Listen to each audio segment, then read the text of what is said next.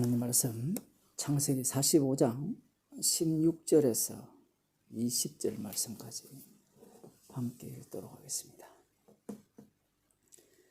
요셉의 형들이 왔다는 소문이 바로의 궁에 들리매 바로와 그 신복이 기뻐하고 바로는 요셉에게 이르되 내 형들에게 명하기를 너희는 이렇게 하여 너희 양식을 씻고 가서 가나안 땅에 이르거든 너희 아비와 너희 가속을 이끌고 내게로 오라. 내가 너희에게 애굽 땅 아름다운 것을 주리니 너희가 나라에 기름진 것을 먹으리라. 이제 명을 받았으니 이렇게 하라. 너희는 애굽 땅에서 수레를 가져다가 너희 자녀와 아내를 태우고 너희 아비를 데려오라.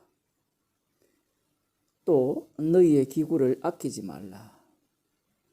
온 애굽 땅의 좋은 것이 너희의 것이니라 하라.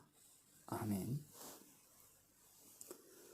요셉의 형들이 왔다는 소문을 바로 왕이 듣고 바로와 그 신복이 기뻐했다라고 말하고 있습니다. 바로와 그 신복들이 요셉의 형들이 왔다는 소식을 듣고 왜 기뻐했느냐? 그 이유는 간단하죠. 요셉이 애굽에 내려와서 바로 왕의 꿈을 해석하고 그리고 그 꿈에 대한 대책을 요셉이 다 마련했고 그리고 실제로 지금 애굽을 아주 강한 나라로 부한 나라로 만들어주고 있기 때문에 요셉의 형들이 왔다는 소식이 바로에게는 기쁜 소식입니다. 그래서 그들에게 이 애굽에 있는 수레를 가져다가 너희 자녀와 아내를 태우고 너희 아비를 데리고 오라. 그리고 그 가나안 땅에 있는 가재 도구들이 있죠. 그런 물건들은 이곳에 있는 것에 비하면 하찮은 것들이니까 다 버리고 몸만 내려오면 내가 너희 가속들을 먹이고 기름진 것을 먹이고 이 멋진 가구들을 이태리지 가구들을 다 주겠다.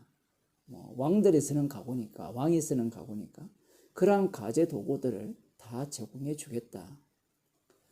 그러한 말을 하고 있습니다. 이 바로가 이렇게 말하는 이유를 우리들이 방금 들었는데 이 바로의 이 모습, 사실 바로도 주고 요셉도 주의 모습을 갖추고 있죠. 그런데 바로의 주됨과 요셉의 주됨에 차이점이 있습니다. 그것은 바로에게는 언약이 없고 요셉에게는 언약이 있습니다.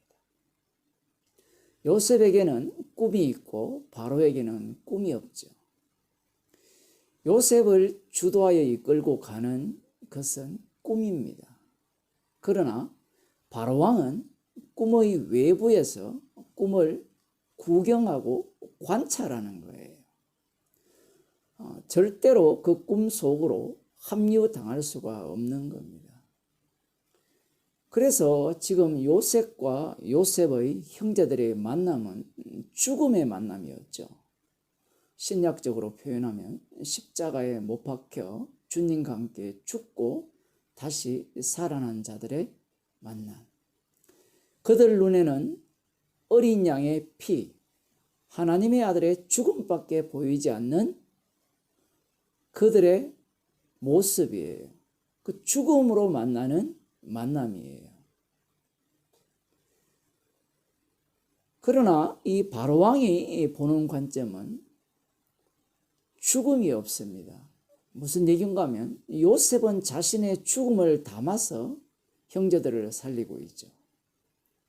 그러나 바로왕은 자신의 죽음이 없어요.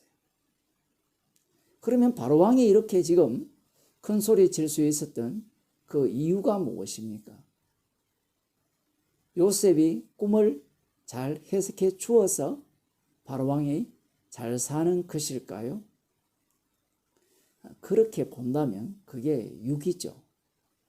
바로왕은 요셉의 희생을 모릅니다. 기껏 알아봤자 꿈 이야기를, 요셉의 꿈 이야기를 들었을 때 11 그 곡식단이 나에게 절하고 해와 달 그리고 11별이 나에게 절한다 라고 할 때 그러한 주됨, 그 정도까지는 바로왕도 알 수 있습니다. 바로왕이 생각하는 그 요셉의 꿈에 대한 이해는 그러한 주죠. 절받는 주, 시혜를 베푸는 주예요. 자기 목숨을 대속물로 내어주는 그러한 주 개념은 아닙니다.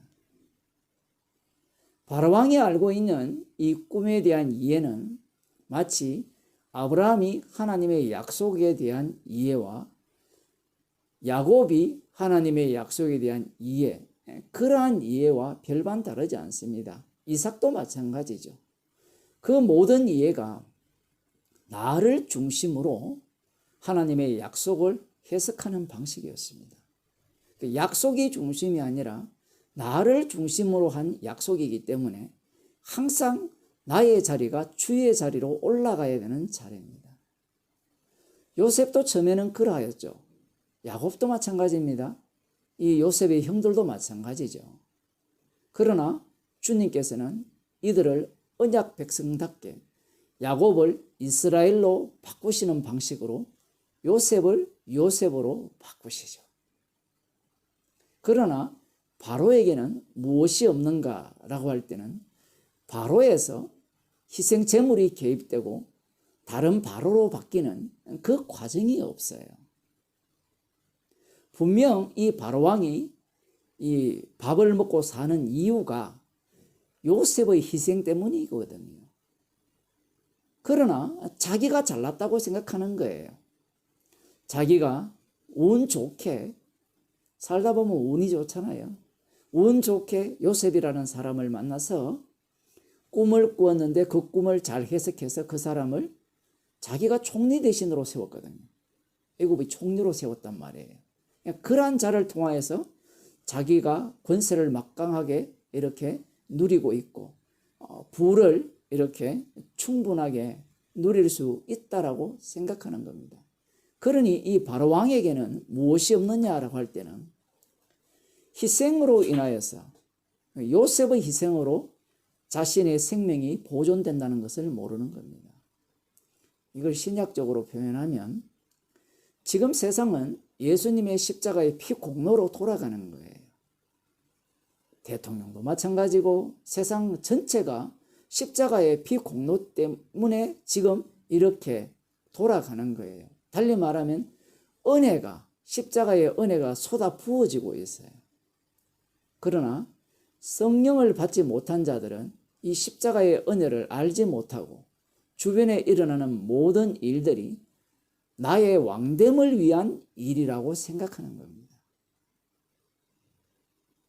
물론 그렇게 생각함으로 말미암아 그 속에서 살아가는 성령 받은 성도들이 그들로 인하여서 밥을 먹고 살고 병원도 가게 되고 어쨌든 그 속에서 생명이라는 것이 유지되어지게 되죠. 물론 주님께서 그렇게 하신 이유는 땅끝까지 이르러 내 정인이 되리라고 말씀하신 대로 십자가의 정인으로 세우시기 위함입니다. 그들은 십자가의 피 공로로 살아감을 알지 못해요. 그러하기에 자기에게 주어지는 일어나는 모든 일들은 자기 영광밖에 모릅니다. 그러니 남을 죽여서라도 자기가 높은 자리에 올라가야 돼요. 내가 죽어 마땅하다라고 생각하지 않습니다. 왜냐하면 그들은 예수님과 함께 십자가에 못 박혀 죽은 적이 없기 때문에 그래요. 그러면 성도는 이 땅에서 어떻게 살아가느냐라고 할 때는 이미 십자가의 영을 받은 자이기 때문에 성도가 자기 주변에 일어나는 모든 일들은 주님의 죽으심을 자랑하라고 일어나게 하시는 일로 볼 수 있어야 되는 겁니다. 선거가 되었든 코로나 전국이 되었든 어떤 일이 되었든 피공로를 자랑하라고 주께서 이러한 은혜의 혜택을 우리에게 주시는 줄로 믿고 살아야 되는 거예요. 피공로를 자랑하라고 주신 환경이니까 그 어떤 것에 대해서도 불만을 가질 이유가 없습니다. 사람이 불만을 갖는다는 것은 자기가 왕노릇하지 못하기 때문에 그래요. 자신이 주의 자리에 오르고 싶기 때문에 그렇습니다. 그러하기 때문에 이 바로왕처럼 십자가를 이용하여서, 요셉을 이용하여서 자신이 얼마나 대자대비한 인간인가를 보여주고 싶은 거예요. 뽐내고 싶은 겁니다. 물론 이러한 일들을 통하여서 주님께서 언약의 백성을 보호하시고 아브라함에게 하신 약속을 이루신다는 사실은 우리들은 잘 알고 있죠. 그러나 바로왕 입장에서는 그러한 모습 자체가 그야말로 언약이 없는 저주받은 백성의 표본이 되는 겁니다. 동일한 사건을 만났죠. 요셉의 꿈 해석으로 인하여서 요셉은 자신이 바로의 주가 되었죠. 그리고 바로왕은 요셉의 꿈으로 인하여서 온 세상의 주가 된 듯한 그러한 모습을 보이는데, 이 동일한 사건 속에서 하나는 저주가 무엇인가를 제대로 보여주는 모습으로서 드러나고, 이와 달리 요셉은 정말 축복이라는 것은 주님의 죽으심에 함께 참여하여서 그의 죽으심을 본받아서 인생을 살아가면서 생명이 십자가의 죽으심에서 나온다는 것을 증거하는 인생으로 살려지는 겁니다. 기도하시겠습니다. 하나님 아버지, 똑같은 사건과 환경과 형편 속에서 저주받은 자와 축복받은 자가 어떠한 모습으로 드러나는지를 말씀을 통하여서 알려주심을 감사드립니다. 우리의 인생이 십자가의 피공로만을 자랑케 하기 위한 인생이기에 주께서 모든 환경을 주님의 은혜로 부어주심을 감사드립니다. 성령의 인도하심을 따라서 살아가는 주의 백성이 되게 하셔서 나의 왕됨을 위해서 사는 자가 아니라, 나의 왕됨을 뽐내는 자가 아니라, 이 땅에서 흙으로 왔으니 흙으로 돌아가면서 그 흙으로 돌아가는 과정 속에서 예수 그리스도의 생명만을 전가하는 주의 백성이 되게 없소서. 예수님의 이름으로 기도드리옵나이다. 아멘.